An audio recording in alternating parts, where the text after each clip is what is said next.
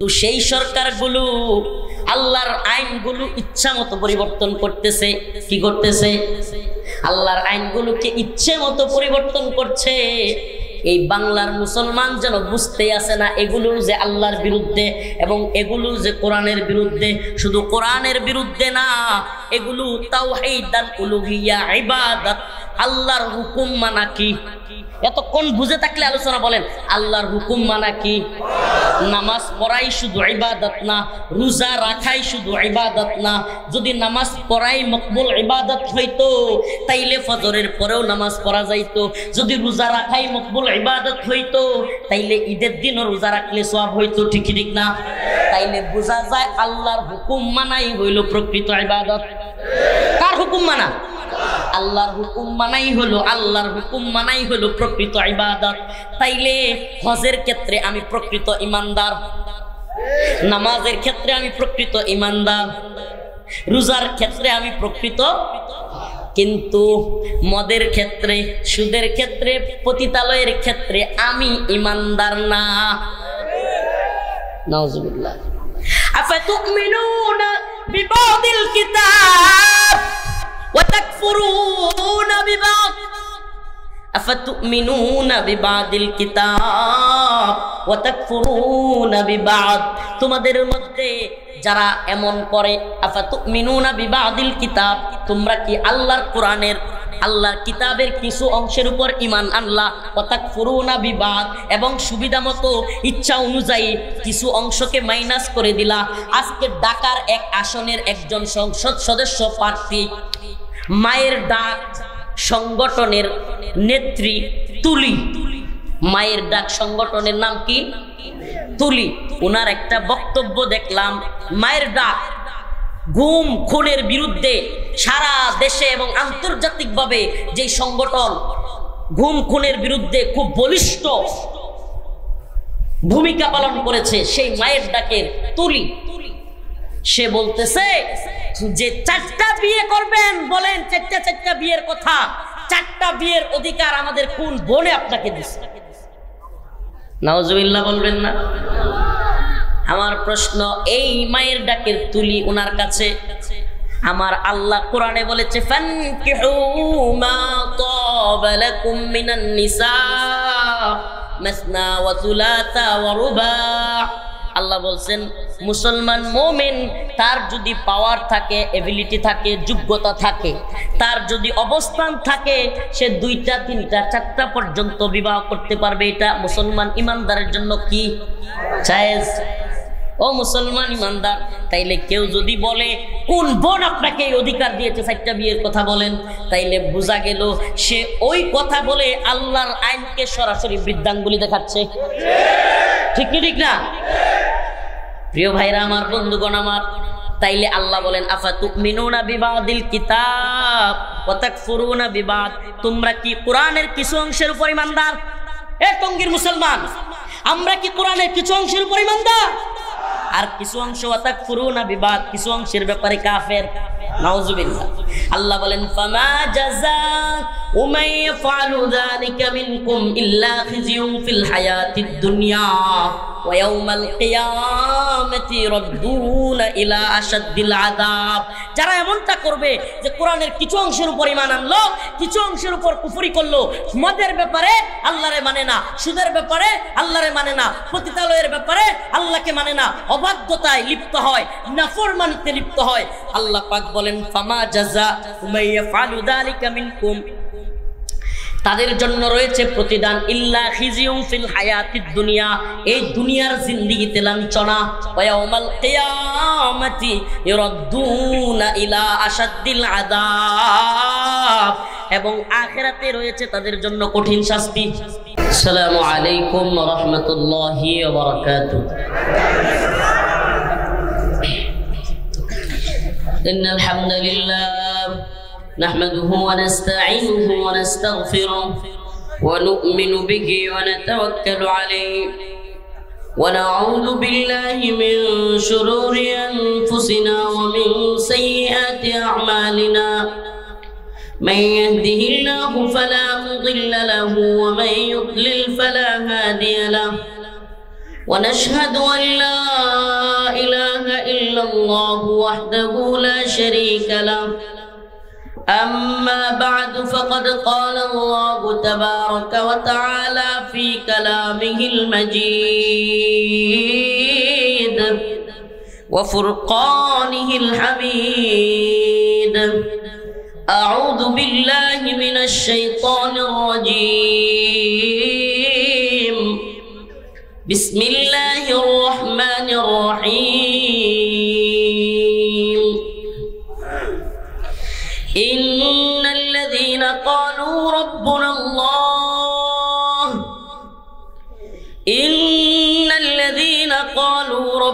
الله ثم استقاموا فلا خوف عليهم ولا هم يحزنون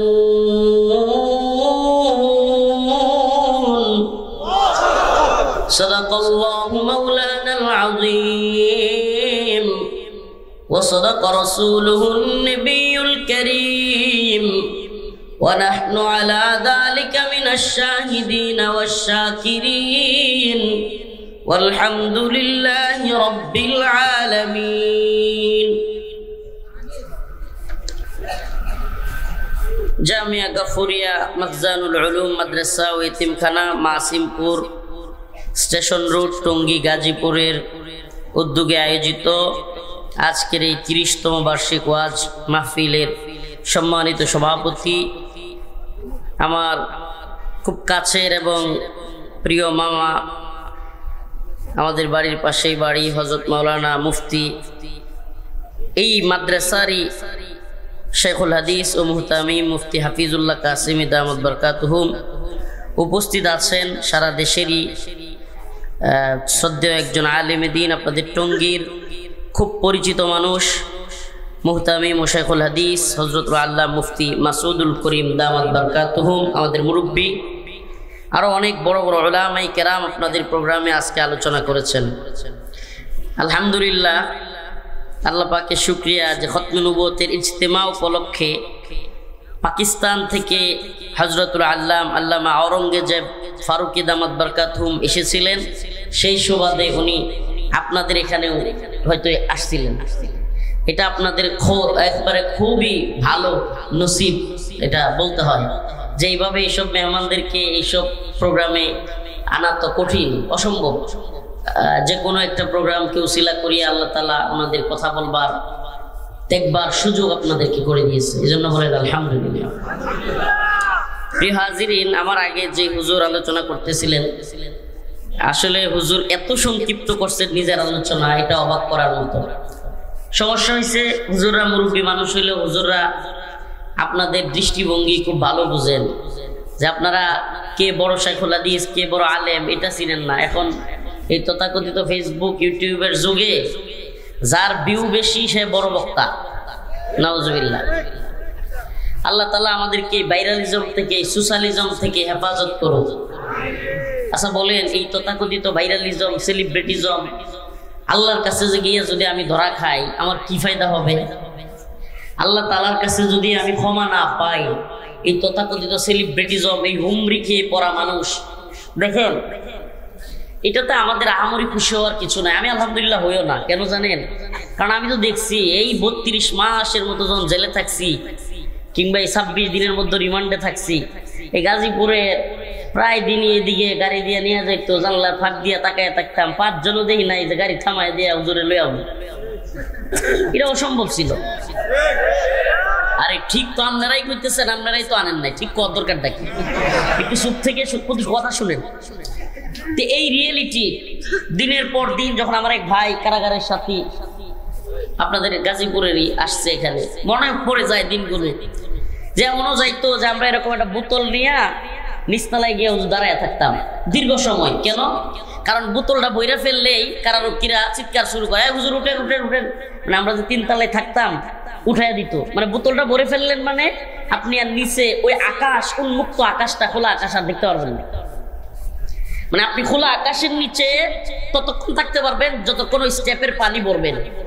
তো আমরা ইচ্ছা করে পানিটা ভরতাম না, অনেক দেরি করতাম। এটা আমি না, অনেক বড় বড়রাও দেরি করতে ইচ্ছা করে কি একটু, তাহলে একটু খোলা আকাশের নিচে থাকা যাবে। দেখেন আমি আপনাদেরকে আল্লাহ মাফ করুন ইয়া করতেছি না, আছে অবশ্যই আলেমুল আমাদের প্রতি দেশের মানুষের ভালোবাসা আছে, কিন্তু আমি বলতেছি ভালোবাসাটা হবে আল্লাহর জন্য। ভালোবাসাটা কার জন্য? আল্লাহর জন্য যেন হয়। ভালোবাসাটা যেন এই সোশ্যালিজম কিংবা ভাইরালিজম কারণটা যেন এটা না হয়। কারণটা যেন এটা হয় যে এই লোক যদি আল্লাহর পথে দৃঢ় থাকে, দ্বীনের পথে দৃঢ় থাকে, কারো গোলামি না করে, কারো দালালি না করে, এই আলেম যদি আল্লাহ এবং দ্বীনের জন্য যে কারো বিরুদ্ধে দাঁড়ানোর হিম্মত করে, তাইলে আমি তার পক্ষে আছি। আর এই আলেম যদি জাহাঙ্গীরের গোলামি শুরু করে, তাইলে আমি তার পক্ষে নেই। আপনাদের মেয়র জাহাঙ্গীর ছিল না? আল্লাহ মাফ করুক, আস্তাগফিরুল্লাহ। মানে 90% এদেশের আলেম এই গাজীপুর টঙ্গীর 90%, বেশিরভাগ, অল্প কিছু হাতে গোনা ছাড়া বেশিরভাগ ছিল জাহাঙ্গীরের পকেটে। তো এই শ্রেণী যারা কিনা সুবিধাবাদী, আওয়ামী লীগের সময় আওয়ামী লীগের পকেটে, বিএনপির সময় বিএনপির পকেটে, এদেরকে বাদ দিয়া যদি লিল্লাহিয়াতের জন্য কেউ কাজ করে, আল্লাহর জন্য, যে আমি প্রয়োজনে ইনশাআল্লাহ সব, এই যে হুজুর একটা দাওয়াত দিয়ে গেলেন খতমে নবুয়তের, আলহামদুলিল্লাহ খতমে নবুয়তের জন্য আমরা কাজ করব তো ইনশাআল্লাহ। তো এই ক্ষেত্রে দ্বীনের কনসেপ্টে আমাদের কোনো আপোষ চলবে না। যে দল হোক, দ্বীনের ব্যাপারে তাকে কোনো ছাড় দেওয়া যাবে। তো প্রিয় ভাইরা আমার, আমি এই আয়াতে কারিমা আজকে এটাই তিলাওয়াত করেছি। ইন্নাল্লাযীনা ক্বালু রাব্বুনাল্লাহ সুম্মা ইসতাকামু ফালা খাউফুন আলাইহিম ওয়ালা হুম ইয়াহজানুন। খুব সংক্ষিপ্ত কথা বলবো, লম্বা আলোচনা করার সুযোগও নাই, সময়ও নাই। অল্প, হুজুরও অল্প কথা বলছেন, আমিও ইনশাআল্লাহ অল্প কথা বলি, ইনশাআল্লাহ চলে যাব। ইন্নাল্লাযীনা ক্বালু রাব্বুনাল্লাহ সুম্মা ইসতাকামু ফালা খাউফুন আলাইহিম ওয়ালা হুম ইয়াহজানুন। আল্লাহ রাব্বুল আলামিন বলেন, ইন্নাল্লাযীনা ক্বালু রাব্বুনাল্লাহ, যারা একথা বলে যে আমাদের রবকে, রাত বেশি হয়ে গেছে, কোথায় গেছেন? আমাদের রবকে, রব শুধু মুখে স্বীকার করার নাম নয়। সুম্মা ইসতাকামু, একথার উপর অটল অবিচল থাকে। কি থাকে? আমার রব আল্লাহ, একথার উপর কি থাকে? এখন যদি এখানে জিজ্ঞেস করি যে টঙ্গীতে আজকে যে মাহফিল, এত হাজার হাজার জনতা, সবাই বলবে আমার রব আল্লাহ, আমি এটার সাথে ইস্তেকামত আছি, বলবে না? একথা কিন্তু সবাই বলবে। আল্লাহ বলতেছেন যে তোমরা যে বলো রব্বুনাল্লাহ, আলিফ লাম মিম আহাসিবান নাস আইয়ুতরাকু আইয়াকুলু আমান্না, তোমরা যে সবাই বলো যে আইয়াকুলু আমান্না, আমি ঈমানদার, ওয়া হুম লা ইফতানুন, তাইলে তোমরা কি মনে করো যে এই কথা বললে তোমাদের কি আর পরীক্ষা করা হবে না? কি পরীক্ষা? যে ওয়ালাকাদ ফাতান্নাল্লাযীনা মিন ক্বাবলিহিম ফালা ইয়ালামান্নাল্লাহু আল্লাযীনা সাদাকু ওয়া লা ইয়ালামান্নাল কাযিবিন, যে তোমাদের মধ্যে এই যে আল্লাহ বলার দ্বারা কে সত্যবাদী এবং কে মিথ্যাবাদী এটা আমি যাচাই করব। সুবহানাল্লাহ। আল্লাহ বলার পরেও সত্যবাদী আছে না, মিথ্যাবাদীও আছে না? সত্যবাদী কারা? আসলে একটু মিলাই। সত্যবাদী কারা? যে ব্যক্তি বলছে আল্লাহ আমার রব ইস্তেকামতের সাথে আছে, এই ব্যক্তি কোন নেতাকে খুশি করতে দ্বীনের বাইরে যাবে? কোন দলকে খুশি করবার জন্য দ্বীনের বাইরে যাবে? সুবহানাল্লাহ। কোন নেতা, কোন নেত্রী টাকা পয়সা দিলে, হাদিয়া দিলে, কিংবা বেতন একটু বাড়াইয়া দিলে, ইমাম ভাতা একটু বাড়াইয়া দিলে, খতিব ভাতা একটু বাড়াইয়া দিলে তার পকেটে ঢুকবে? বলেন না? ইন্নাল্লাযীনা ক্বালু রাব্বুনাল্লাহ, কারণ সে তো একথা অন্তর থেকে বিশ্বাস করে আমার রবকে, আমার রিজিক দাতাকে, আমার পালন কর্তাকে। আমার রিজিক দাতা যদি আল্লাহ হয়, আমার পালন কর্তা যদি আল্লাহ হয়, আমি ভয় করব কাকে? এই আস্থা এবং দৃঢ়তা কখন বোঝা যাবে? তাওহীদের কয়েকটা প্রকার আছে, এই প্রকারগুলোতে ঢুকলেই আপনি বুঝতে পারবেন যে আল্লাহর যে বক্তব্য, আল্লাহ পাক যে বলছেন ওয়ালাকাদ ফাতান্নাল্লাযীনা মিন ক্বাবলিহিম ফালায়ালামান্নাল্লাহুল্লাযীনা সাদাকু, এই কথার উপর কারা সত্যবাদী যে আমার রব আল্লাহ, আমি আর কাউরে মানি না। সুবহানাল্লাহ। আপনাদের গাজীপুরেই বোটবাজার একটা ওয়াজ মাহফিলে, আমি সত্যি বলি আজকে আপনাদের, যেহেতু এটা টঙ্গী গাজীপুর এলাকায়, ওইভাবে আর আসা হয় নাই গাজীপুরে তেমন একটা বক্তব্যে বোটবাজার বলছিলাম। আমি আবারও বলছি, কোনো প্ল্যানিং ছিল না, কিছুই ছিল না, জাস্ট বোঝানোর জন্য যে আমরা আল্লাহর বিরুদ্ধে গেলে, ইসলামের বিরুদ্ধে গেলে, কোরআনের বিরুদ্ধে গেলে, আমার বাবা হোক, ভাই হোক, এমপি হোক, চেয়ারম্যান হোক, মন্ত্রী হোক, প্রধানমন্ত্রী হোক, রাষ্ট্রপতি হোক, আমরা তাকে মানি। তো এই কথা বলতে গিয়া মানে আল্লাহর প্রতি, আমার রবের প্রতি সাক্ষ্যের পাওয়ার দেখাইতে গিয়া বলছিলাম যে আল্লাহর বিরুদ্ধে গেলে কসুর প্রধানমন্ত্রীও, মনে আছে আপনাদের? এটা বোটবাজারের বক্তব্য। তো একটা বিষয় কি দেখেন, এখন আমাদেরকে যারা জেলখানায় নিছে, রিমান্ডে নিছে, নির্যাতন করছে, কিংবা এমনও শুনছি, আল্লাহ মাফ করুক, আমাদেরকে ভিতরে বলা হইতো যে যেহেতু তুমি বলছো যে আল্লাহর বিরুদ্ধে গেলে রাষ্ট্রপতিও মানো না, প্রধানমন্ত্রী মানো না, কিংবা তুমি যেহেতু বলছো যে আল্লাহর বিরুদ্ধে যদি কোনো সংবিধান তৈরি করে সেই সংবিধানও মানি না, তাইলে তুমি রাষ্ট্রদ্রোহী। দেখেন, রাষ্ট্রকে ভারতের কাছে বিক্রি করে দিয়াও রাষ্ট্রদ্রোহী না, রাষ্ট্রকে ভারতের কাছে বিক্রি করে দিয়াও কিনা। রাষ্ট্রের পররাষ্ট্রমন্ত্রী ওপেন বক্তব্যে যে আমি ভারতবর্ষের সরকারকে বলেছি আমাদের প্রধানমন্ত্রী শেখ হাসিনাকে রাখবার জন্য, এরপরও সে কিনা রাষ্ট্রদ্রোহী না। আর আমি আল্লাহর বিরুদ্ধে গেলে প্রধানমন্ত্রী মানি না, এই কথা বলবার কারণে আমাকে বলা হচ্ছে নাউজুবিল্লাহ। এক পর্যায়ে এমনও বলা হয়েছে যে এই হুজুর হলো রাষ্ট্রদ্রোহী, এর রাষ্ট্রদ্রোহী মামলা দেয়া হোক, ফাঁসির রায় দেয়া হোক। প্রিয় ভাইরা আমার, বন্ধুগণ আমার, তো কেন বক্তব্যটা কি যে আমি আল্লাহর বিরুদ্ধে গেলে, কোরআনের বিরুদ্ধে গেলে, তাইলে এখন প্রশ্ন আসে না যে আমাদেরকে বলতে হবে যে কোরআনের বিরুদ্ধে গেলে আমরা মানি? যখন আপনি আমাকে আল্লাহর বিরুদ্ধে গেলে মানি না বললে জেলে নিবেন, রিমান্ডে নিবেন, ফাঁসির দড়ি, এগুলো ভয় দেখাবেন, তাহলে বোঝা যায় না যে এমন বলতে হবে যে আল্লাহর বিরুদ্ধে যাক, নবীর বিরুদ্ধে যাক, কোরআনের বিরুদ্ধে যাক, যেমনি মন চায় চলো, আমরা আপনাকে মানি। এরা বুঝাইতে চায় না যে এটা বলতে হবে, এটা বলতে হবে মানি না, এটা আবার কি প্রধানমন্ত্রী মানে না, কত বড় দুঃসাহস। প্রিয় ভাইরা আমার, বন্ধুগণ আমার, আমাদের এক বরেণ্য শেখুল হাদিস, বাংলাদেশের পরিচিত, আর নাম বলতে চাচ্ছি না, মুখলিস মানুষ, আল্লাহওয়ালা মানুষ, উনি বলছিলেন, আমি কারাগারে তখন, যে এই বান্দা রফিকুল ইসলাম সে তার ইমানি হালতটা অন্তত আল্লাহর সামনে এবং জাতির সামনে প্রকাশ তো করছে, আল্লাহ হয়তো এই কারণে তারা মাফ করে দিতে পারে।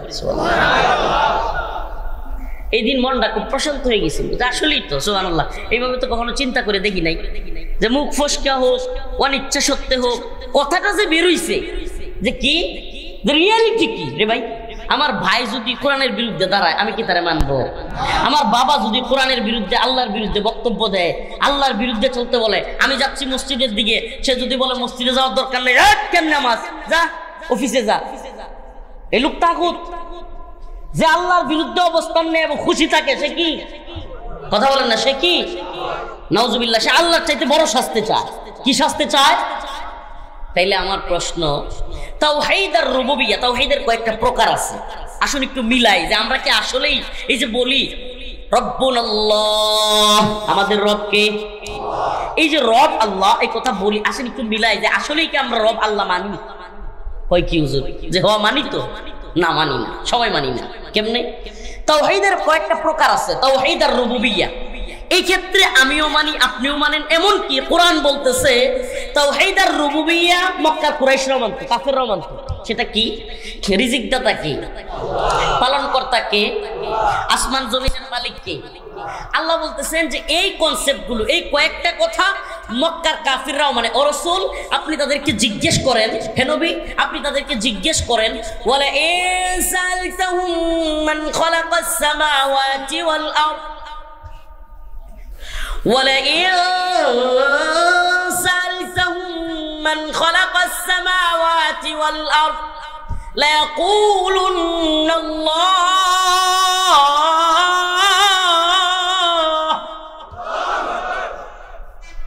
যখন তাদেরকে প্রশ্ন করা হইতো আসমান এবং জমিনের মালিককে, মক্কার আবু জাহেল, উতবা, সাইবারা পর্যন্ত স্বীকার করত না কুলুন্নাল্লাহ, আসমান এবং জমিনের মালিককে।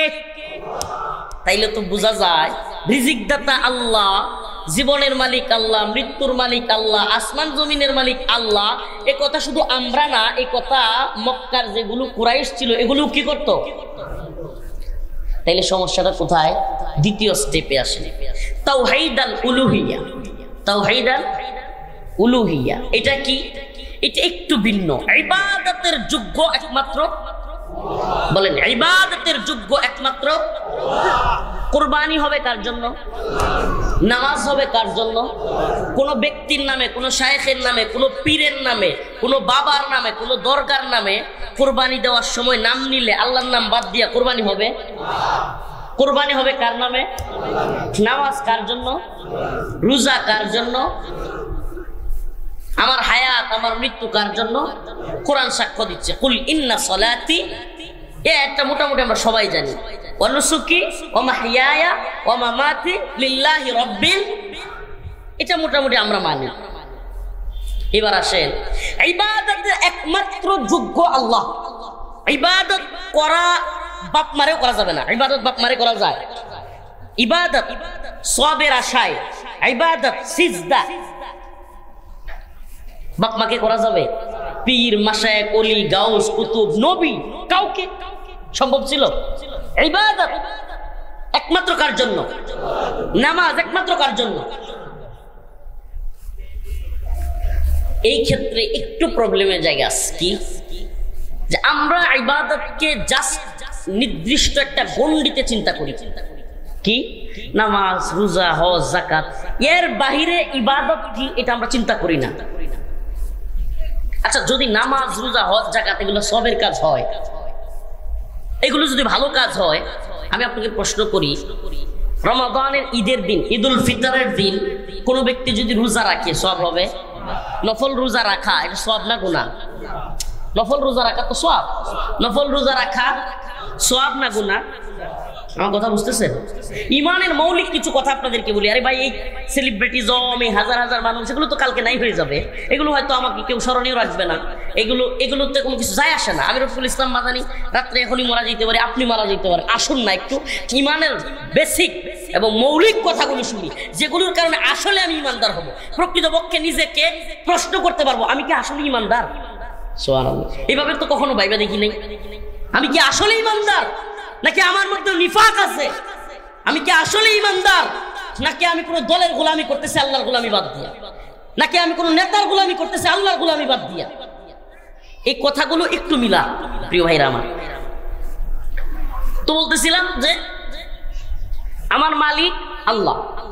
তাইলে তাওহীদ আর রুবুবিয়্যার ক্ষেত্রে আমি মনে করতেছি নামাজ, রোজা, হজ, যাকাত এটা ইবাদত। তাইলে নফল রোজা রাখলে যেহেতু সওয়াব, কেউ কি ঈদের দিন রোজা রাখলে সওয়াব হবে? কেন সওয়াব হবে না গুনাহ হবে? ওলামায়ে কেরাম আছেন, সওয়াব হবে না গুনাহ হবে? ঈদুল আজহার দিন রোজা রাখলে, আচ্ছা কোন ব্যক্তি যদি সূর্য উদয়, নফল নামাজ পড়া, রোজা বাদ দেন, নফল নামাজ পড়া সওয়াব না গুনাহ? সওয়াব না গুনাহ? তাইলে নফল নামাজ যদি কোনো ব্যক্তি আসরের পরে, সূর্যাস্তের সময় পড়ে, কিংবা সূর্য উদয়ের সময় পড়ে, সওয়াব হবে তার? বলেন সওয়াব হবে নাকি গুনাহ হবে? প্রিয় ভাইরা আমার, বুঝা গেল নামাজ পড়াই মাকবুল ইবাদত না, রোজা রাখাই মাকবুল ইবাদত না, উনার হুকুম মানাই, কথা কয় না। উনি যখন, আল্লাহ যখন পড়তে বলেছেন তখন পড়া ইবাদত, আল্লাহ যখন নিষেধ করেছেন তখন সেটা না করা। সুবহানাল্লাহ। আমার প্রশ্ন, তাহলে নামাজের কথা আল্লাহ বলছে, সুদের কথা কে বলছে? নামাজের কথা, তাইলে সুদ হারাম এটাও কে বলছে? আহাল্লাল্লাহুল বাই'a ওয়া হাররামার রিবা, ক্রয় বিক্রয় হালাল, সুদ। তাইলে বাংলাদেশে সুদের ব্যাংকের লাইসেন্স আছে না নাই? আমরা টাকা রাখি না রাখি না? সুদ খাই কি খাই না? এখন আওয়ামী লীগ ক্ষমতার দ্বন্দ্বে, ক্ষমতার প্রশ্নে এখন একটু জ্বালা যন্ত্রণা শুরু হয়ে গেছে, তাগর নেত্রীর ক্ষমতা নিয়ে গেছে, এখন খালি ডক্টর মোহাম্মদ ইউনূসরে শুট করছে। আর বড় ইউনূস সুদপুর কি, সকল এই নেতা নেত্রী যেগুলো ছিল, বিএনপি ক্ষমতায় ছিল, আওয়ামী লীগ ক্ষমতায় ছিল, কিংবা জামাত সহ যেগুলোই ক্ষমতায় ছিল, রাষ্ট্রীয়ভাবে সুদ ছিল, মানে রাষ্ট্রীয় ক্ষমতায় যেগুলো ছিল নেতা নেত্রী সবগুলো সুদের লাইসেন্স দিয়েছে, সব সুদপুর, সব সুদপুর, সব সুদপুর। কেন? রাষ্ট্রীয়ভাবে সুদের লাইসেন্স ছিল না, বলেন না, সুদের লাইসেন্স ছিল কি ছিল না? শুধু কি গ্রামীণ এমন বলবে হুজুর দেখছো ইউনূসকে ভালো বানাই দিচ্ছে, আর বেটা ইউনূস আমার বাপের কেউ লাগে না, আমি ইউনূসেরটা খাই না, আমি আল্লাহরটা খাই। এমন তাইলে মোল্লা মৌলবী চিনোই না বেটা বাপ্পা, আমরা কারোটা খাই না, আমরা কারো পক্ষে কথা বলি না। আল্লাহর এই দ্বীনের জন্য, ঈমানের জন্য, এই ভূমির জন্য হাসিনার বিরুদ্ধে গিয়েছি। ডক্টর মোহাম্মদ ইউনূস কেন, আগামীর সরকার কেন, পুরো পৃথিবীর ক্ষমতাকে চ্যালেঞ্জ করব ইনশাআল্লাহ। এক আল্লাহর জন্য জীবন দিতে আমরা প্রস্তুত। আমরা কারোটা খাই না, কারোটা পড়ি না, আল্লাহরটা খাই, আল্লাহরটা পড়ি। যতদিন এই জবান চলবে আল্লাহর জন্য। তো খুদাই কাউরে বলতে তো মজা লাগে। আমারে মাঝে মাঝে অনেকেই বলে হুজুর মন খুলে কথা বলবেন, এখন তো আওয়ামী লীগ নেই। আমি গাইবান্ধা গেছি, গোবিন্দগঞ্জ, পলাশবাড়ি, তো ওই এলাকাটা জামাত ইসলামের অধ্যুষিত, বেশিরভাগ জামাত ইসলামের লোক। তো এরা বলতেছে হুজুর মন খুলে কথা বলবেন, এখানে কোনো সমস্যা নাই। আমি বলছি ভাই শুনেন, আলহামদুলিল্লাহ যে আল্লাহ পাকের একটা শুকরিয়া যে আমি কখনোই বলতে পারি নাই যে অমুক সময় বলতে পারি নাই, এখন বলবো, এটা মনে হয় নাই আমার। কারণ আমি বিশ্বাস করি, আমি বিশ্বাস করি আমি গুনাহগার, কিন্তু আমি বিশ্বাস করি জমিন কার, আন্নাল আরদ ওয়ারিসুহা ইবাদিয়াস সালিহুন, জমিন আল্লাহর, আর ইমানদার হিসেবে এই জমিনের একমাত্র ওয়ারিস হলো মুমিনরা। তাইলে এই জমিনে কখন কেডা ক্ষমতায় আইলো গেল এই ঘোড়ার ডিমের চিন্তা আমরা করি না। আমার জমিনে, আল্লাহর জমিনে আল্লাহর কথা হবে, এই জন্য কারো পরোয়া কখনো করি না, ইনশাআল্লাহ করবো না। তো যদি বাধা আসে, হাসিনার পরিণতি যা হয়েছে ওগুলো তাই হবে। হুজুর যদি বাধা দেয়, যদি আবার জেলে নেয়, আরে ভাই জেলে তো আমরা যাবোই, জেলের রিমান্ড, ফাঁসি, নির্যাতন, এগুলো তো সুবহানাল্লাহ আমাদের সালাফদের ইতিহাস। আমাদের সালাফ, আমাদের এমন কোন ইমাম নাই যিনি জেলে যান নাই, সুবহানাল্লাহ। ইমাম আহমদ ইবনে হাম্বল, ইমাম মালিক, ইমাম শাফিঈ, এমনকি আমাদের ইমাম আল ইমামুল আযম ইমাম আবু হানিফা, একজনও নাই যারা জালেমের জিন্দানখানায় বন্দী হয়নি। আপনাদেরকে আরেকটা মজার তথ্য দেই, এটা অনেকে জানে না। আমাদের সালাফগণ, ইমামগণ সব সময় এন্টি গভর্নমেন্ট ছিলেন।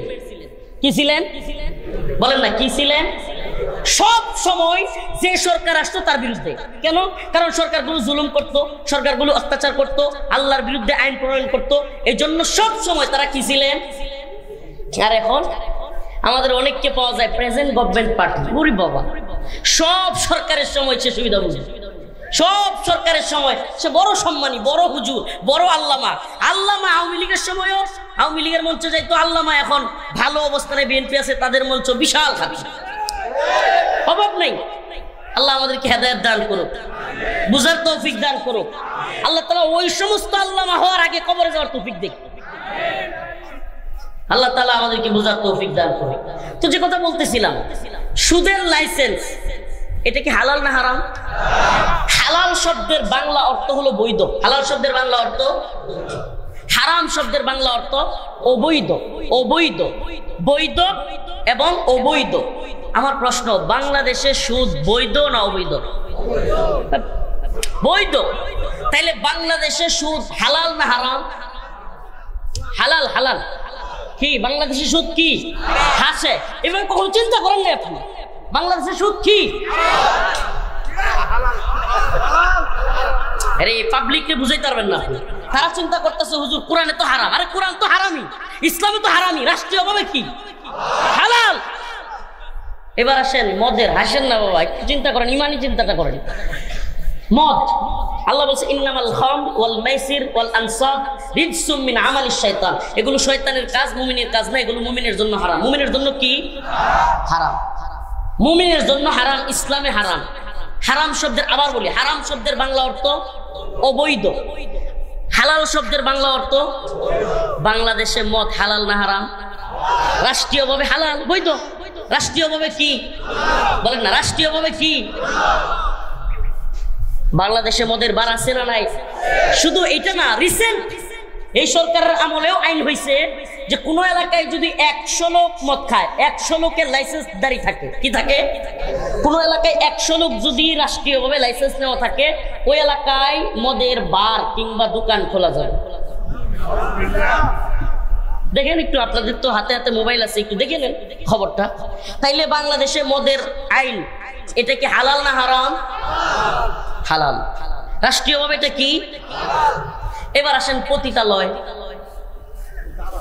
আল্লাহ বলছে আয-যানিয়াতু ওয়াজ-যানি আয-যানিয়াতু ওয়াজ-যানি ফাজলিদু কুল্লা ওয়াহিদিন মিনহুমা মিআতা জালদা। যে ব্যভিচারী পুরুষ এবং মহিলা, ব্যভিচারিণী মহিলা যদি অবিবাহিত হয়, মিআতা জালদা, অবিবাহিত হইলে জিনা করলে পাছায় 100 বেত্রাঘাত। কয়টা? জায়গা মতো 100। তাও কি এমন দিতে হবে যে এই পাছা নিয়ে যেন টুলে টেবিলে চেয়ারে বসতে না পারে। এখন জিজ্ঞেস করতে চাই, বাংলাদেশে রাষ্ট্রীয়ভাবে লাইসেন্সধারী পতিতালয় আছে না নাই? তাইলে জিনা বেবিচার এটা রাষ্ট্রীয়ভাবে হালাল না হারাম? হালাল। এই শিখে ফেলছে মাশাআল্লাহ। হালাল না হারাম? বৈধ। নাউজুবিল্লাহ। এখন আমার প্রশ্ন, আগামীকালকে যদি ডক্টর মোহাম্মদ ইউনূস সাহেবের সরকার বলে যে টঙ্গীর মুসলমান আপনাদের খুব কষ্ট হইতেছে, কি বিষয়? সকাল 5:30টার সময় ফজরের নামাজ পড়তে বড় কষ্ট হইতেছে, আপনাদের সুবিধার্থে 10টার সময় নামাজ দেওয়া হইল। হ্যাঁ বলেন, মানবেন? সকাল 10টায় নামাজ দিলে আপনার তো সুবিধা, সুবিধা তো এটা কয় মানতে হবে। মাশাআল্লাহ। গণতান্ত্রিক কোন দলের সাথে আছেন নাকি? এটা হলে সব মানা যায়। এই সমস্ত কুফরি তন্ত্রমন্ত্রের দলের সাথে থাকা লোকগুলো আল্লাহরে বাদ দিয়া দলের কথা সব মানতে পারে। এদের রব আল্লাহ নয়, এদের রব এদের নেতা। এই জন্য এই তন্ত্রমন্ত্রের দলগুলোকে আমি ঘৃণা করি এবং আমি চাই এই সমস্ত দলগুলো ধ্বংস হইয়া সমস্ত মানুষ এক আল্লাহর পথে চলে আসে। এগুলো আল্লাহর পথ না, এগুলো তন্ত্রমন্ত্রের পথ। এগুলো এক একটা দল এক একটা ধর্মের মতো, এবং আল্লাহর বিরুদ্ধে আইন করলেও দলের মানে, আল্লাহর বিরুদ্ধে আইন করলেও নেতারে মানে, নেত্রীরে মানে। আল্লাহ তাআলা আমাদেরকে বুঝার তৌফিক দান করুন। সমস্ত কুফরি দল থেকে আল্লাহ পাক আমাদেরকে এক আল্লাহর পথে আসবার তৌফিক দান করুন। তো বলতেছিলাম যে সকাল 5টার নামাজ সকাল 10টায় দিলে মানবেন? কেন মানবেন না? সুযোগ করে দিল। আরে এটা তো ভালো সংস্কার হইল। দেশে কোনো সংস্কার নাই, সংস্কারের নাম দিয়া 2000 লাশ, এত এত আমাদের জেল জুলুম রিমান্ড নির্যাতন, এত কিছুর মধ্য দিয়া এই শত শত ছোট ছোট বাচ্চাদেরকে গুলি করে হত্যা, হাজার হাজার আহত। জুলাই যোদ্ধা, আজকেও আপনাদের গাজীপুরের একজন জুলাই যোদ্ধা মুবাশশির ভাই দেখা করলো, হাতের এই পাশে গুলি লেগে ওই পাশে চলে গেছে। আমি অধম রফিকুল ইসলাম, আস্তাগফিরুল্লাহ, আল্লাহ মাফ করুক, মা এবং স্ত্রীর কাছ থেকে বিদায় নিয়ে বের হয়েছিলাম জুলাই আন্দোলনে। ওরা তো বিদায় দিতে চায় না, কান্নাকাটি। ওই দিন প্রকাশ্যে গোলাগুলি চলতেছে, তবুও বের হয়েছিলাম। তো এই যে আমাদের এত জুলুম, এত কিছুর মধ্য দিয়ে একটা সরকার আসলো সংস্কারের নামে। হ্যাঁ, কত খানা পিনা খাইলো, কত কোটি কোটি টাকা রাষ্ট্রীয় খরচ করলো, সংস্কার ঐক্যমতের নামে কিছুই তারা করতে পারলো না। তো এখন এই সংস্কার যদি শেষে আর কয়েকদিন আছে, ফেব্রুয়ারিতে যেহেতু বলতেছে নির্বাচন দিয়ে দিবে, এখন যদি ডক্টর মোহাম্মদ ইউনূস চিন্তা করে আচ্ছা কোনো সংস্কারই যেহেতু করতে পারলাম না, একটু মানুষের অন্তত এত সকালে ঘুম থেকে উঠে কষ্ট হয়, 5:30টার সময় 5টার সময় নামাজ পড়তে, আচ্ছা 10টার সময় নামাজটা দিয়ে যায়, অন্তত তো আমাকে মনে রাখবে। জিজ্ঞেস করতে চাই, মানবেন আপনারা? কেন মানবেন না বলেন? কেন মানবেন না? ও মুসলমান ইমানদার, আরেকটা মনে করেন, রমাদানের রোজা কিছু কিছু মাস আছে 14 ঘন্টা 15 ঘন্টা 16 ঘন্টা রোজা রাখা লাগে গরমের মধ্যে, আছে না নাই?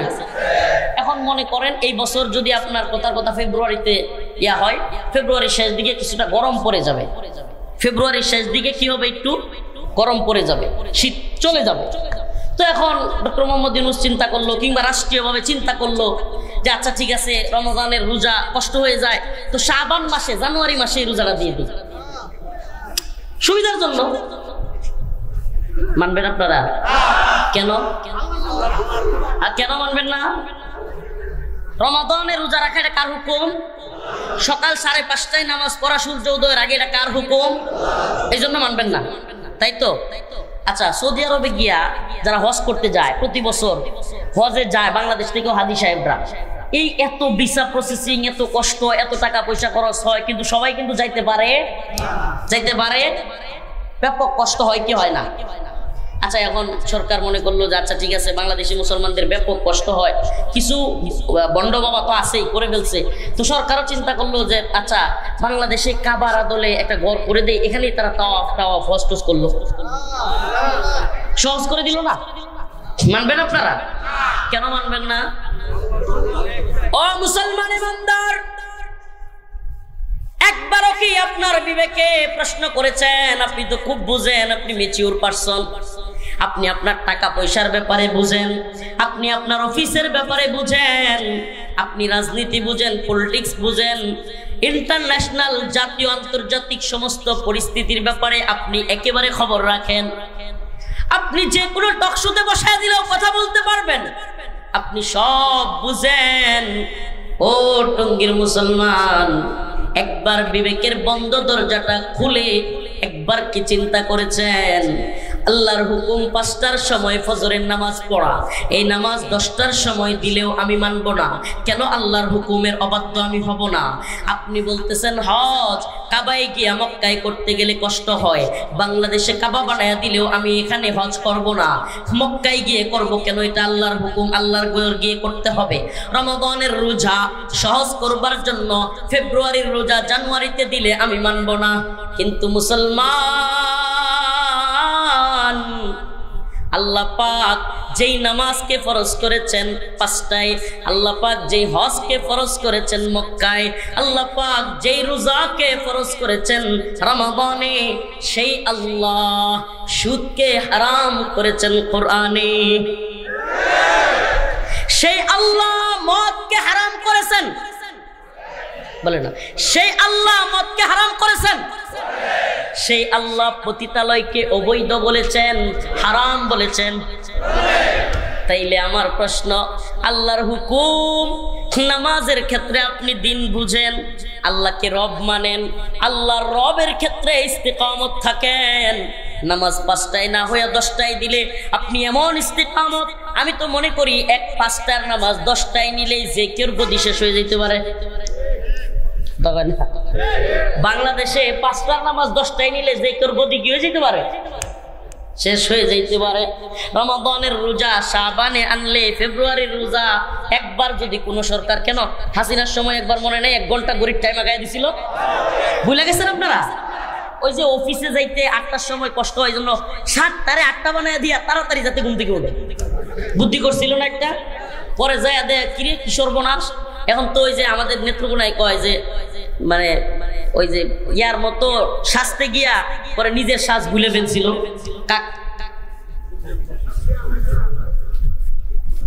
সাজতে সাজতে হে চড়া যা কয় না।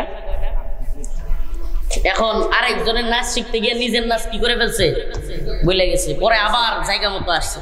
তো এখন যদি এই সরকারও চিন্তা করে যে একটা সংস্কার, তাইলে আপনারা কিন্তু মানবেন না।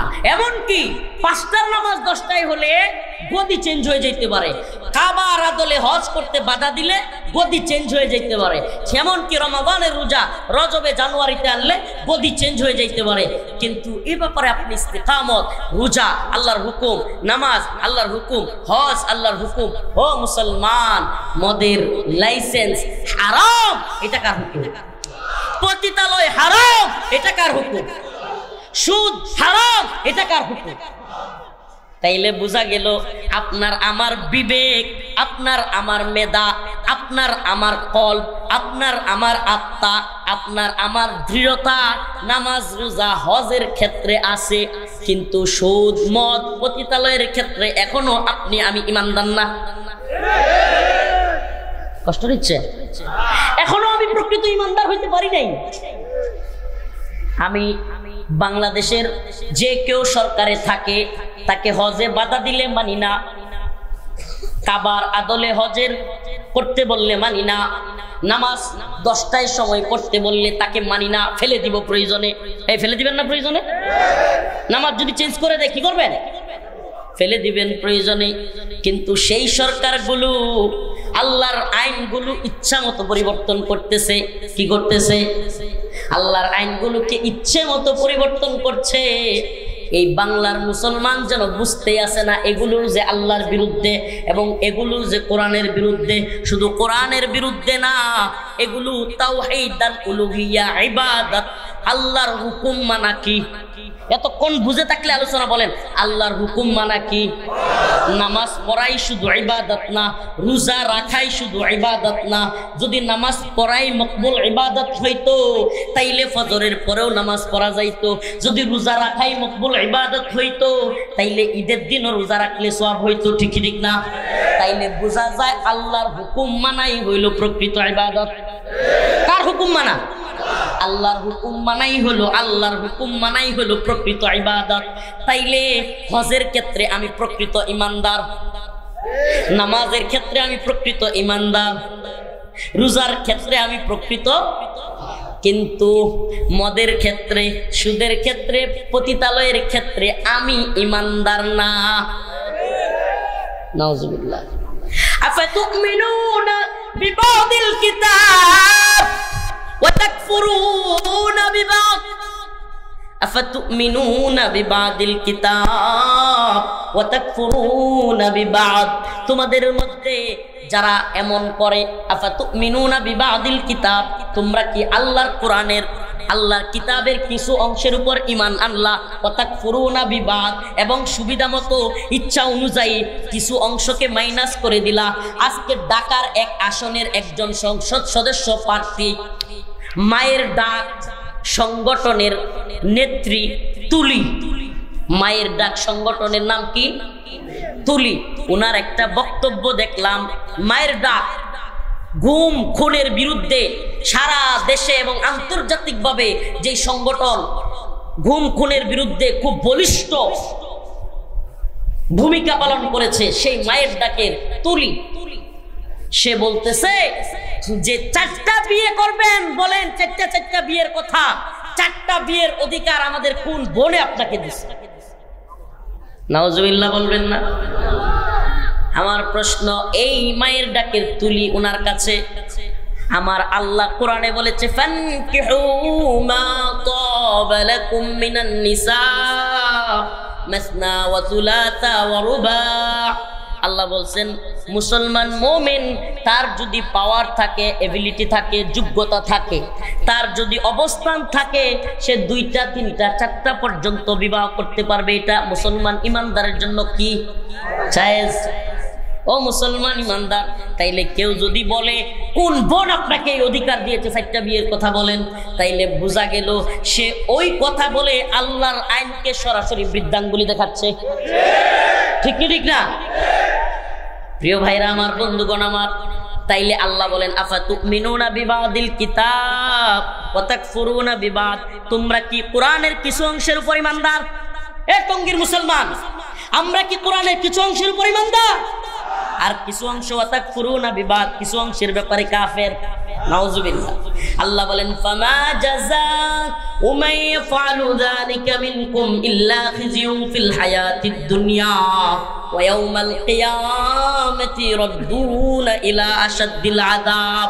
যারা এমনটা করবে যে কোরআনের কিছু অংশের উপর ঈমান আনলো, কিছু অংশের উপর কুফরি করলো, মদের ব্যাপারে আল্লাহরে মানে না, সুদের ব্যাপারে আল্লাহরে মানে না, পতিতালয়ের ব্যাপারে আল্লাহকে মানে না, অবাধ্যতায় লিপ্ত হয়, নাফরমানিতে লিপ্ত হয়, আল্লাহ পাক বলেন ফামা জাযাউ মান ইয়াফআলু যালিকা মিনকুম, তাদের জন্য রয়েছে প্রতিদান ইল্লা খিজিয়ুন ফিল হায়াতিদ দুনিয়া, এই দুনিয়ার জিন্দেগিতে লাঞ্ছনা, ওয়া ইয়াউমাল কিয়ামাতি ইরাদ্দুনা ইলা আশাদ্দিল আযাব, এবং আখিরাতে রয়েছে তাদের জন্য কঠিন শাস্তি। কি রয়েছে? তাইলে যারা এগুলো করবে, যে কিছু অংশ মানলো কিছু অংশ মানলো না, এদের আল্লাহর কাছে রয়েছে কঠিন।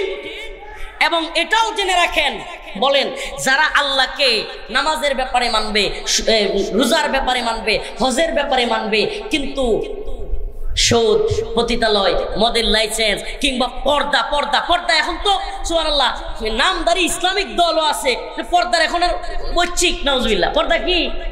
মন চাইলে ম্যাডামদের সাথে, মন চাইলে বান্ধবীদের সাথে ঘোরা যাবে, ফিরা যাবে, চা খাওয়া যাবে, হাসি করা যাবে, এটা নাকি ইসলাম? হায় রে আল্লাহ, এই ইসলাম তো সবাই পাগল হবেই যে ইসলামে এত ফুর্তি, এই ইসলাম পালন করা তো সহজ।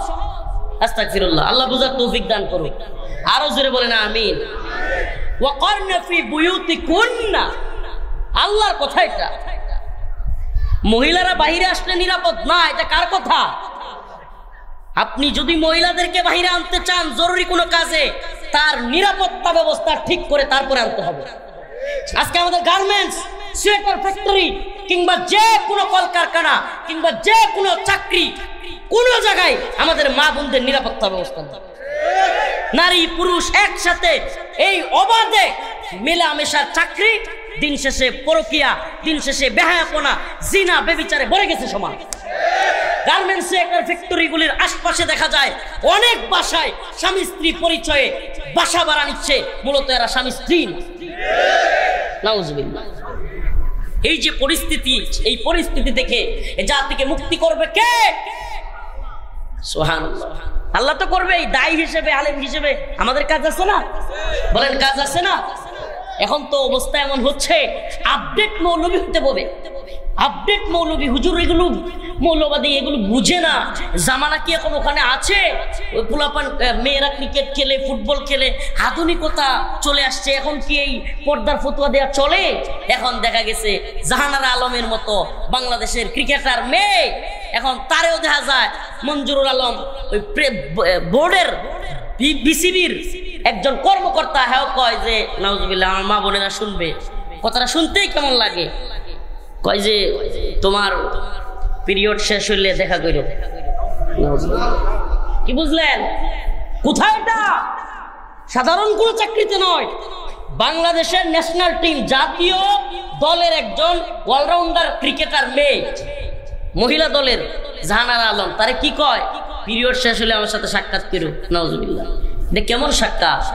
তাহলে বুঝেন এই সহশিক্ষার নামে, এই খেলাধুলার নামে এই কি পরিমাণ নোংরামির দিকে আপনি বিশ্বাস করেন বা না করেন, আপনি বুঝেন বা না বুঝেন, আপনি যদি চোখ থাকতে অন্ধ হয়ে যান, হয়তো এটা আপনি কি বলে চুপিসারে অস্বীকার করতেছেন, মিথ্যা বলছেন, আর না হয়তো আপনিও এই লুচ্চা কমিটির সদস্য, যেগুলো আমাদের মা বোনদেরকে এই বেহায়াপনায় লিপ্ত করে নিজের খায়েশাত পূরণ করবার চায়।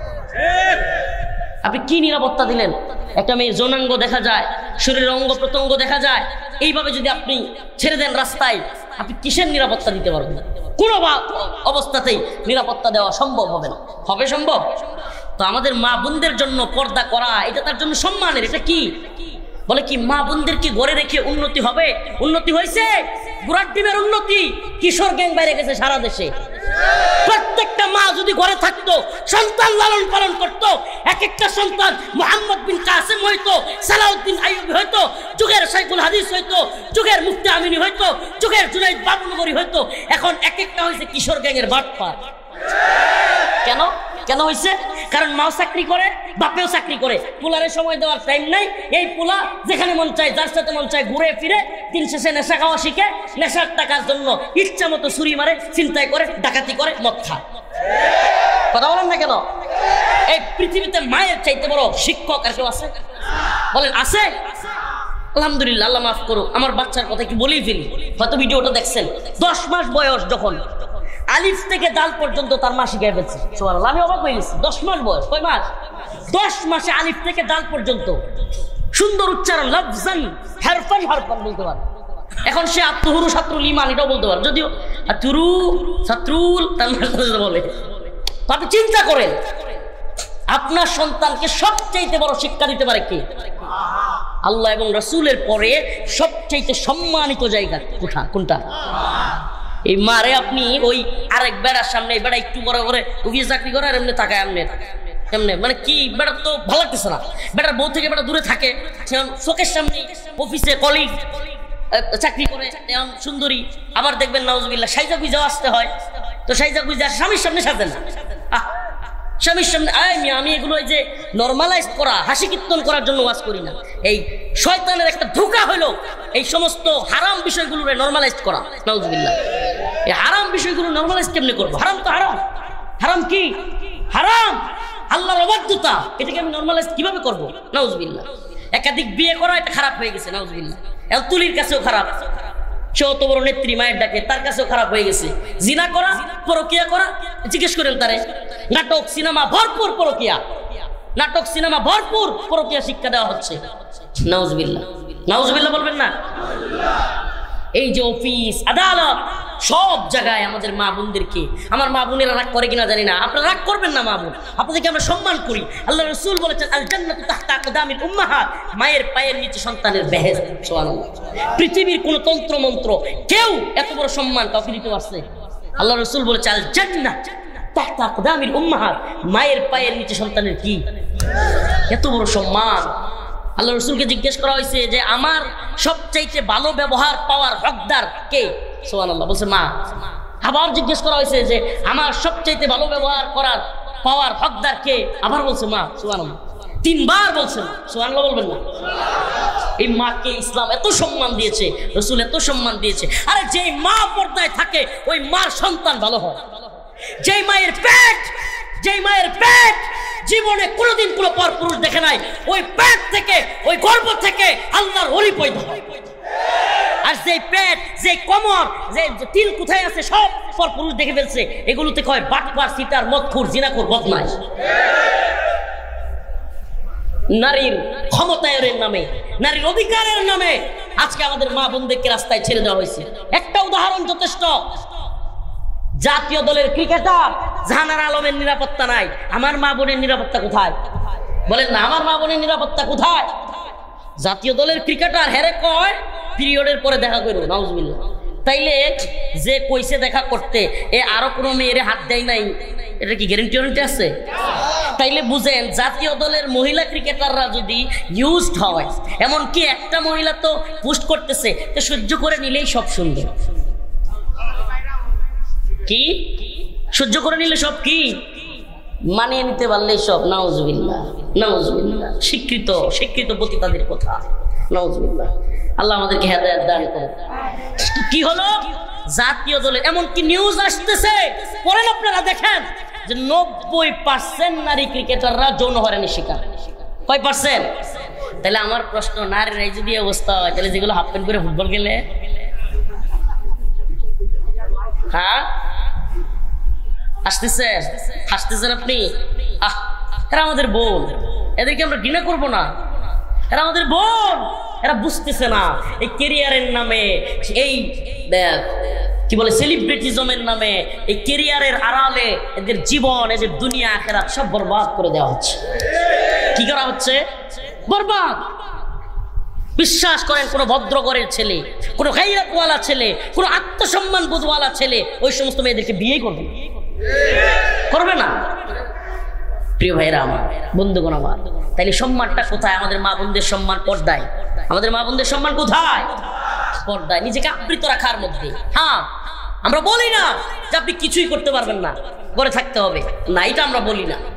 আমরা বলি আপনার যেখানে নিরাপত্তা আছে সেখানে যাবেন, যেখানে নিরাপত্তা নাই আপনি সেখানে যেতে পারবেন না। রাষ্ট্র নিরাপত্তা দিতে পারে না, বেহায়া করার লাইসেন্স দেয়। নিরাপত্তা দিতে পারে না, অশ্লীলতার লাইসেন্স দেয়, পতিতালয়ের লাইসেন্স দেয়। নাউজুবিল্লাহ। আবার কি কয়? মাইলস্টোনে, আমার আলোচনা লম্বা হয়ে যাচ্ছে, ইস্যু এটা ছিল না, একটা পর্যন্ত 3 মিনিটে শেষ করছি। ইস্যু এটা ছিল না। মাইলস্টোনে উত্তরায় ভয়াবহ বিমান হামলা। বিমান প্রশিক্ষণের জায়গা কি এই স্কুল কলেজের উপরে? বলেন, এটার উপরে? আচ্ছা, ওইদিকে যাচ্ছি না। এখন বিমান বিধ্বংস হয়েছে, অনেক ছেলে ফেলে মারা গেছে। এখন প্রধান উপদেষ্টার পেজ থেকে জনগণের কাছে মাইলস্টোনে ত্রাণ দেওয়ার জন্য টাকা চায়, ভিক্ষা চায়। চিন্তা করছেন? আবার পতিতালয়ে টাকা দেওয়ার জন্য ওই পতিতা উপদেষ্টা 2-1টা আছে। কি উপদেষ্টা? পতিতাদের উপদেষ্টা। মানে এরা নিজেরা পতিতা করলে তো আমার হুজুর আমারে পতিতা করছে, আমি আপনারা পতিতা বলি নাই, কিন্তু আপনারা পতিতা পন্থী উপদেষ্টা। ওখানে টাকা দেওয়ার জন্য 2 কোটি টাকা বরাদ্দ। কয় কোটি? আমি এই সমস্ত মেয়েরা যারা কিনা এই জায়গাটা চলে গেছে তাদেরকে আমি বলবো ভিকটিম। এরা কি, কোন মেয়ে ইচ্ছা করে পতিতালয়ে যায় না, যেতে পারে না। আপনার যদি এদের প্রতি এতই দরদ থাকে, এই মেয়েগুলোকে দৌলত দিয়া থেকে, এই মেয়েগুলোকে বিভিন্ন পতিতালয় থেকে এনে সুন্দরভাবে বিয়ে দেন, বিয়ে দেন, তাদেরকে বিয়ের ব্যবস্থা করেন, কর্মসংস্থানের ব্যবস্থা করেন। নাউজুবিল্লাহ, যৌনকর্মীর লাইসেন্স দিয়ে বাংলাদেশে বাতা দিবেন, তার মানে হলো আপনি এই মাটাকে যৌনকর্মী যৌন পতিতালয়ে ফেলে রাখলেন, অন্যান্য তার মেয়ে হবে, সেগুলো ওই সমস্ত জালেমদের খাবার হবে। নাউজুবিল্লাহ, ওই বাচ্চাটা কি পতিতার ঘর থেকে জন্ম নিছে, মানে সেও পতিতা হওয়ার জন্য জন্ম নিছে? তো আপনি যে তাকে পতিতালয়ে লাইসেন্স দিয়া আরো তারে পতিতা বানিয়ে দিচ্ছেন, এটা তো তার দোষ না। এই পতিতা হওয়ার পিছনে অপরাধী হলো এই রাষ্ট্র, এই উপদেষ্টাগুলো। আমাদের এই বোনরা কি পৃথিবীতে পতিতা হওয়ার জন্য আসছে? এরা আমাদের রানী, এদেরকে আমরা সম্মান করি, ইসলাম এদেরকে সম্মান দিয়েছে। এই মা বোনগুলোকে পতিতালয়ে ফেলে রেখে সম্মান দেওয়ার চেষ্টা করে, এই পতিতা মার্কা উপদেষ্টাগিরি বন্ধ করে। এখন নতুন এক ষড়যন্ত্র শুরু করছিল, আলহামদুলিল্লাহ উলামায়ে কেরামের বাধার মুখে, হেফাজতে ইসলামের বাধার মুখে বন্ধ করছে। কি? গানের শিক্ষক, নাচের শিক্ষক। নাউজুবিল্লাহ, কোমর হেলে দুলে নাচ শিখতে হবে, আর কোনো কাম নেই, সংস্কার নেই। সংস্কার একটা পাইছে, প্রত্যেক স্কুলে কি দিতে হবে? একজন একজন I M A disco dancer, তারা দিতে হবে, সে ড্যান্স শিখাবে, কোমর হেলে দুলে নাচ। আমি শেষ করছি, আপনাদেরকে বলি, একজন গায়রাতুল আত্মসম্মানবোধ ন্যূনতম আছে, মুসলমান বাদ দেন। আমার ধারণা এটা, আমি জানি না, আমার কথার সাথে একমত নাও হইতে পারেন, একমত হওয়া জরুরি না। যদি হিন্দু বেড়াও হয়, যদি গায়রত থাকে, একটু সম্মান বোধ থাকে অন্তরে, 100 পুরুষের সামনে তার মেয়ে কোমর দুলায় নাচবে, তার মেয়ের অঙ্গ প্রত্যঙ্গ দেখায় নাচবে, এটা হিন্দু বেড়ানো সহ্য হওয়ার কথা। আত্মসম্মান বোধ থাকলে, আর যদি বিবেকের মধ্যে কুত্তা পেশাব করে দিয়ে থাকে, তাইলে তো সে তার মেয়ের নাচাবেই।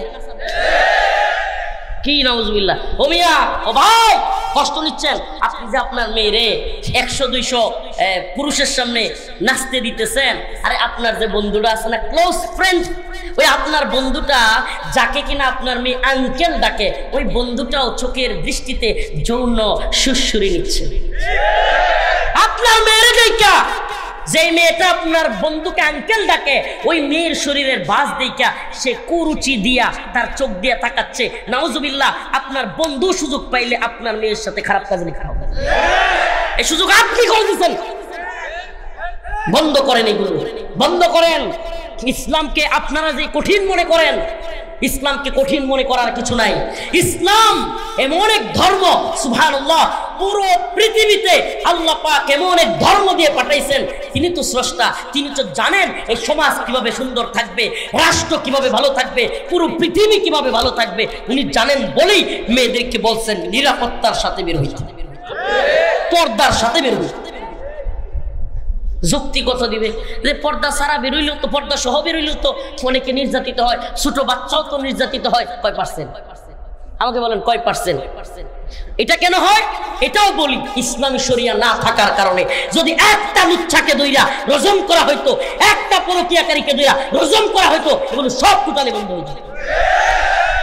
যারা বলেন যে এরপরেও তো হয়, জানি একটু আফগানিস্তানে যান, দেখে আসেন, মন চাইলে একটু খবর লন আফগানের মেয়েরা কতটুকু নিরাপদ, আর আপনাদের তথাকথিত এই সোনার বাংলায় মেয়েরা কতটুকু নিরাপদ, আমাদের সোনার বাংলায় কতটুকু নিরাপদ, যান দেখেন, খবর নেন। সুবহানাল্লাহ, ইসলামী শরিয়ার শাসন যদি থাকতো, পর্দা যদি থাকতো, ইনশাআল্লাহ আমাদের মা বোনেরা নিরাপদে থাকতো।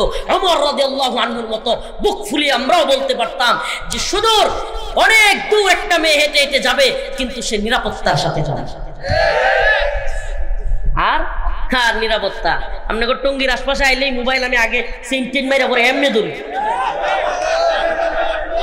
আর নিরাপত্তা। হাসেন, টঙ্গির আশপাশে আইলেই আমি এই যে মোবাইল গ্লাস, গাড়ির গ্লাস লাগাই, তারপরে মোবাইল এইভাবে ধরবেন।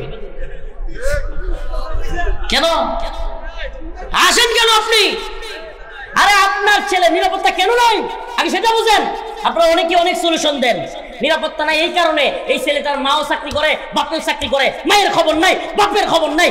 এই ছেলে এমন বন্ধু বান্ধবের পাল্লায় পড়ছে যেগুলো সিগারেট খায়, নেশা খায়। এই ছেলে স্কুল ফাঁকি দিয়া নেশা করে, নেশার টাকা জোগাড় করবার জন্য এই ছেলে চিন্তায় করে। এই ছেলেটার মা যদি বাড়িতে থাকতো ভালো শিক্ষা পাইতো। এই ছেলেটার মা যদি বাড়িতে থাকতো এই ছেলেটা মদ খায় কিনা খবর রাখতো। খবর রাখবে কেমনে? সে তো ওই যে তার যে আরেক বয়ফ্রেন্ড আছে অফিসে, এর খবর রাখতেই পারে না। নাউজুবিল্লাহ, পারে না।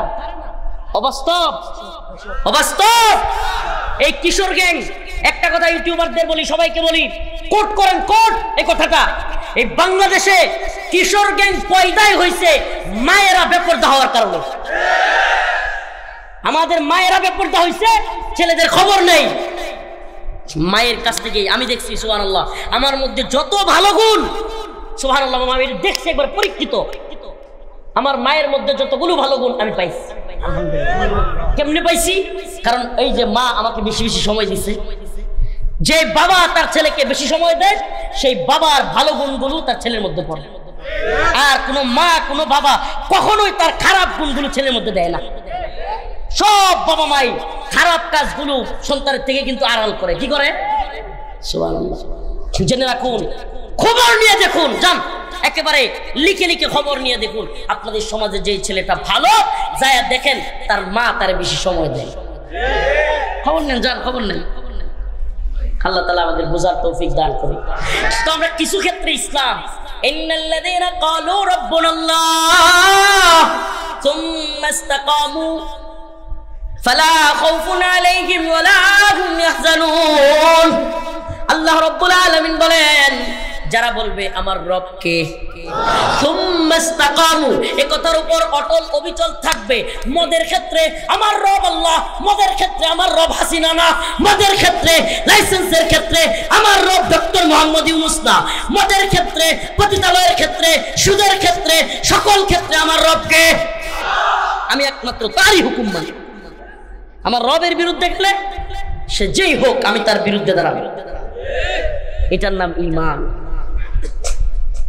উলাইকা আসহাবুল জান্নাহ, আল্লাহ বলছে এমন ঈমানদাররাই জান্নাতে যাবে। খালিদিনা ফিহা, তারা তার মধ্যে আবাদা, একেবারে থাকবে, অবস্থান করবে। সুবহানাল্লাহ। তাহলে আমরা কি এমন ঈমানদার হতে চাই কি চাই না? যার জিন্দেগীর সবকিছুতে একমাত্র মালিক কে? নেতা যদি ইসলামের বিরুদ্ধে চলে যায় ওই নেতারে মানবো? দল যদি ইসলামের বিরুদ্ধে চলে যায় ওই দলকে মানবো? এখন তো ইসলাম নিয়ে কথা বললেও, দল নিয়ে কথা বললেও নির্দিষ্ট একটা দল মনে করে কেউ কেউ। আরে ভাই, নির্দিষ্ট দল না, এই নির্দিষ্ট দলের সবাই অনুসারী না। একটা কথা মনে রাখবেন, একটা কথা মনে রাখবেন, আপনারা মদিনার ইসলামের কথা বলেন, কেউ আবার অন্য ইসলামের কথা বলেন। আপনারা যে এইগুলো বলেন, মদিনার ইসলাম বুঝেন? মদিনার ইসলামের নবী কখনো কি বেপরদায় মেয়েদেরকে ছাড়ছে? সেখানে বেপরদায় চলে, আবার গণতন্ত্রে চলে, নামাজ নাই, দাড়ি নাই, টুপি নাই, আবার মদিনার ইসলাম। কি হাস্যকর কথা না? বেপরদায় চলে, বড় ইসলামিক দল নাম দিয়া বড় প্রোগ্রামে মেয়েদেরকে বক্তৃত্ব দিতেছে, আবার মেয়েদের সাথে টকশো করতেছে, হাসাহাসি করতেছে। এরপরেও নাউজুবিল্লাহ, আমি এগুলো বলে ফেলি তো আমার এই জন্য অত বন্ধু নাই, শত্রু বেশি, অত বন্ধু নাই। আমার বন্ধু দরকার নাই, আমার তো হিতাকাঙ্ক্ষী দরকার নাই। আল্লাহকে রাজি খুশি করবার দরকার। আল্লাহ যদি রাজি খুশি হয়ে যায়, সুবহানাল্লাহ, মান লাহুল মাওলা ফালাহুল কুল, যার আল্লাহ হয়ে যায় সবকিছু তার। সুবহানাল্লাহ। আল্লাহ যার প্রতি রাজি হয়ে যায় তার প্রতি সবাই রাজি হইতে বাধ্য। সুবহানাল্লাহ। আল্লাহকে রাজি খুশি করতে পারলে এই দুনিয়ার সব তো মাটির সাথে মিশে যাবে। এই দুনিয়ার সবাই কি হবে? সেই দুনিয়ায় যে দলের খুশি করবো এই দলও কি হয়ে যাবে? ধ্বংস হয়ে যাবে। এই দুনিয়ায় যে নেতারে খুশি করবো এই নেতাও কি হয়ে যাবে? ধ্বংস হয়ে যাবে। এই বিশ্বাস আছে তো? তাহলে এই নেতা আর এই নেত্রী এই দলগুলোরে খুশি করে কোনো লাভ আছে? হ্যাঁ, একমাত্র খুশি করবো কাকে? আল্লাহ তাআলা সেই রবের হুকুম পালন করবার তৌফিক দান করুন।